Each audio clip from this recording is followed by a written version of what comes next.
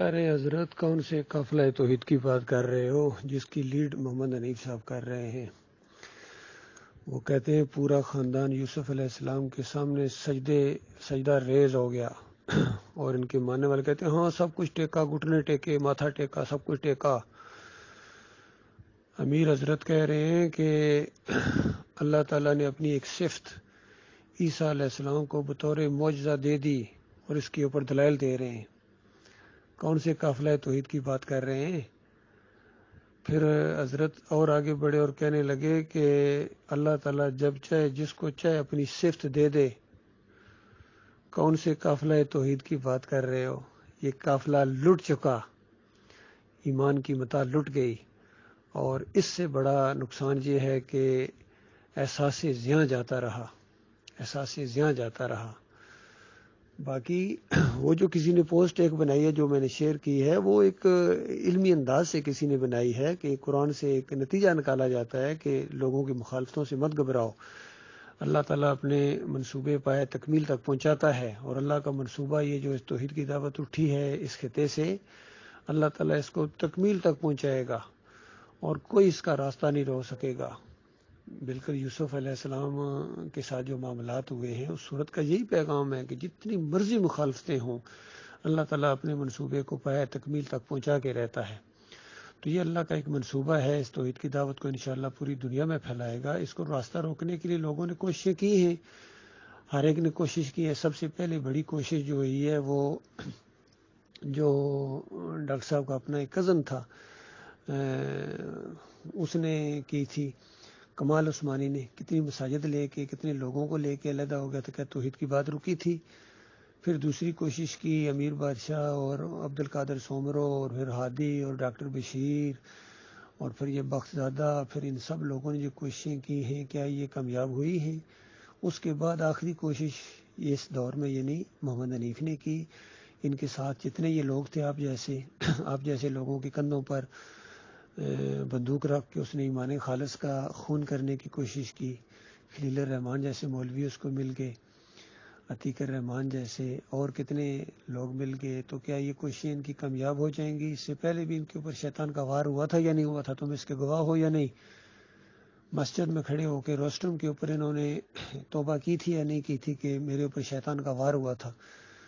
بتائیے، ان کے اوپر ہوا تھا یا نہیں ہوا تھا؟ اور ساتھ ہی انہوں نے کہا کہ اگر میری باتیں مان لی جاتی تو جماعت کی بنیادیں اکھڑ جاتی، جماعت کی بنیاد کے اوپر چوٹ پڑتی، تو اس وقت کاش اس توبہ کے اوپر قائم رہتے۔ اس کے بعد اب اتنے بڑے بڑے، اس وقت تو بہرحال وہ شرک چیزیں نہیں تھیں، کمزوریاں آئی تھیں، تو اس وقت جماعت کی بنیادیں اکھڑ جاتی اگر ان کی باتیں مان لی جاتی۔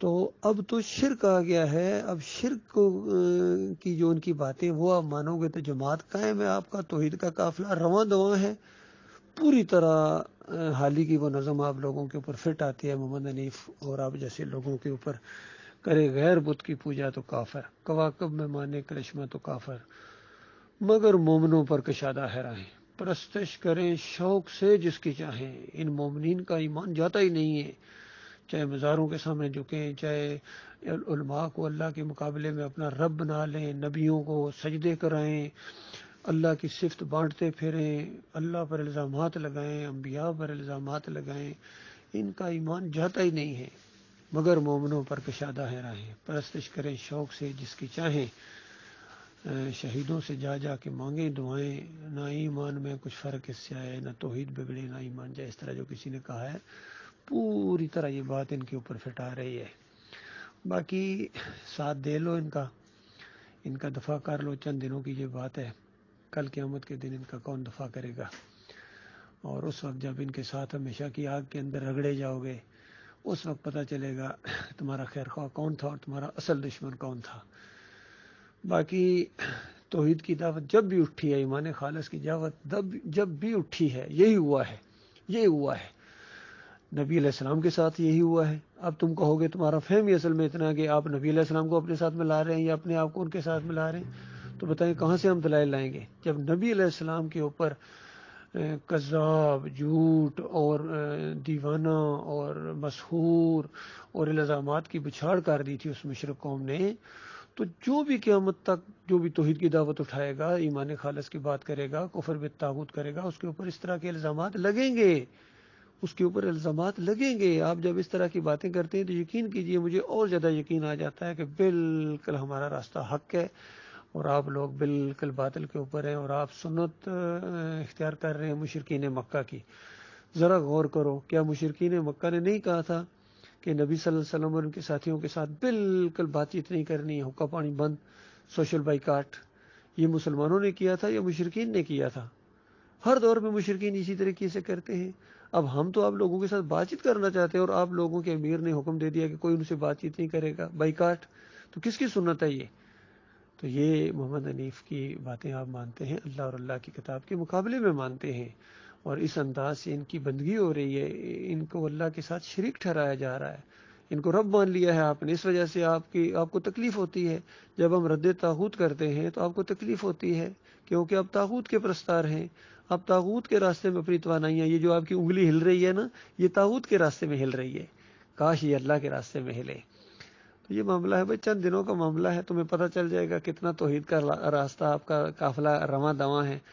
یہ توحید کا باپ کا قافلہ نہیں ہے، یہ محمد حنیف کا قافلہ جو کفر و شرک پھیلا رہا ہے، اور اس کی آخری سٹاپ جہنم کی آگ کے اندر ہمیشہ کے لیے، اگر توبہ نہ کی۔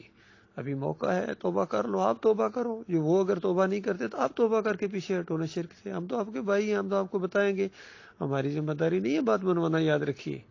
یہ آپ خود آپ کا عمل ہے، مانو گے اپنا بھلا کرو گے، نہیں مانو گے اپنا نقصان کرو گے۔ باقی ذرا دو الفاظ بول کے دکھا دو، آپ لوگوں کے اندر وہ جرت نہیں ہے مومنانہ دو الفاظ بولیں۔ ابھی میں نے آپ کو کال کرنے کی کوشش کی تاکہ اگر آپ کی کچھ غلط فہمیاں میں دور کروں، آپ آگے سے کال بھی نہیں اٹھاتے ہیں کیونکہ آپ لوگ ڈرتے ہیں، خوف داری ہے آپ کے اوپر۔